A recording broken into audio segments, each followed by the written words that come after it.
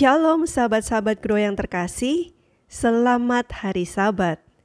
Kembali lagi kita akan mendengarkan renungan kesehatan yang mungkin akan menolong kita atau saudara-saudara kita yang sedang sakit. Mari kita ikuti seri Ketika Sedang Sakit, bagian yang ke-20 dengan judul Obat Batuk dan Pilek Alami. Tentu saja ketika kita sedang batuk pilek, kita menderita bukan? Dan aktivitas kita tentu saja terganggu oleh karena penyakit yang satu ini. Nah, pertanyaannya, apa yang bisa kita lakukan untuk meredakan batuk pilek? Jadi Dr. Barbara O'Neill, yaitu seorang dokter naturopati atau biasa disebut dokter herbal, yang berasal dari Australia. Beliau memiliki resep obat alami menggunakan bahan-bahan yang kita bisa temukan di alam sebagai obat batuk dan pilek. Nah, apa saja bahan-bahannya? Bahan-bahannya adalah sebagai berikut.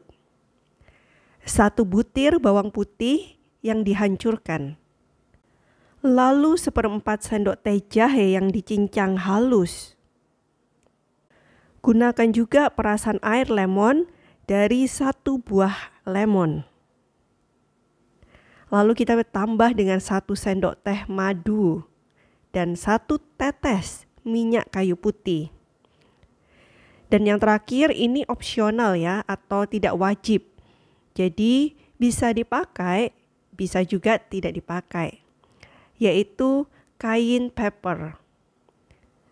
Nah, semua bahan di atas dicampurkan ke dalam air panas sebanyak setengah cup atau 120 ml dan diminum langsung. Kita tidak perlu mengunyah semua bahan-bahan tadi di dalam mulut karena kita bisa langsung menelannya.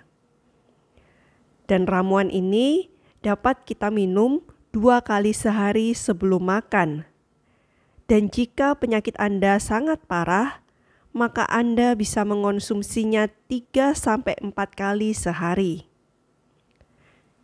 Efek dari obat ini bisa dirasakan dalam jangka waktu 4 jam setelah minum.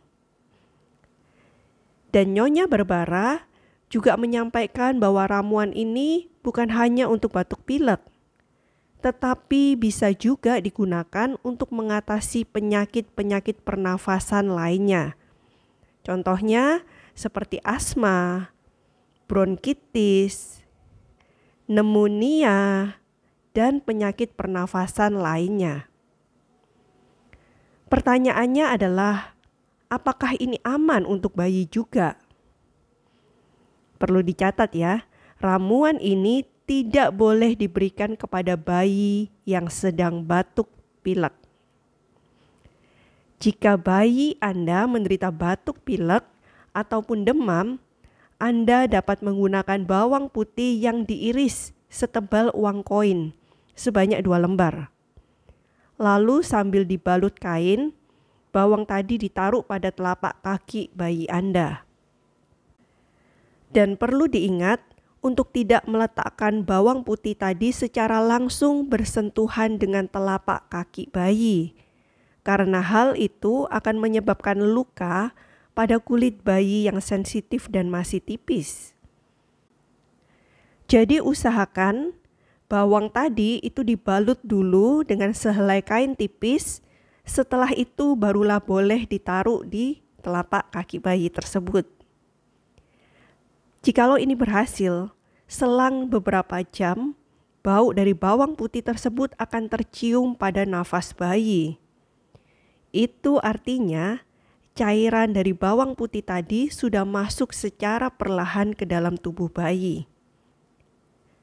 Penjelasan lebih rinci dari obat alami ini dapat dilihat pada video seminar kesehatan oleh Dr. Barbara O'Neill.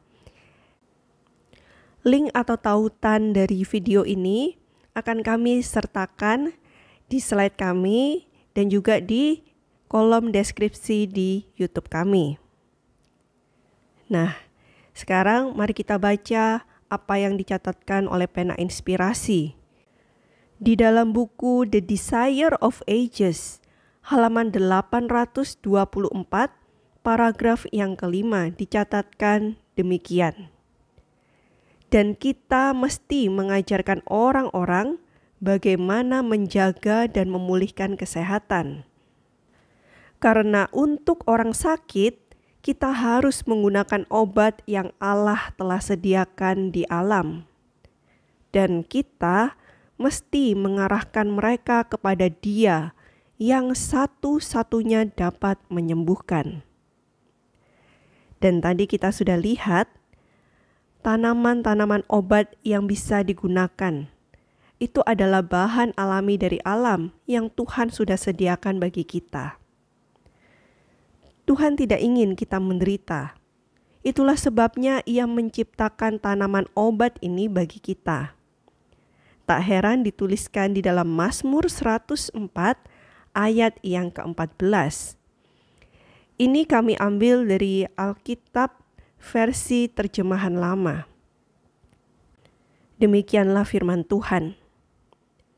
Maka ditumbuhkannya rumput bagi segala binatang dan sayur-sayuran, di dalam bahasa Inggrisnya adalah herb, akan guna manusia, sambil dikeluarkannya roti dari dalam bumi.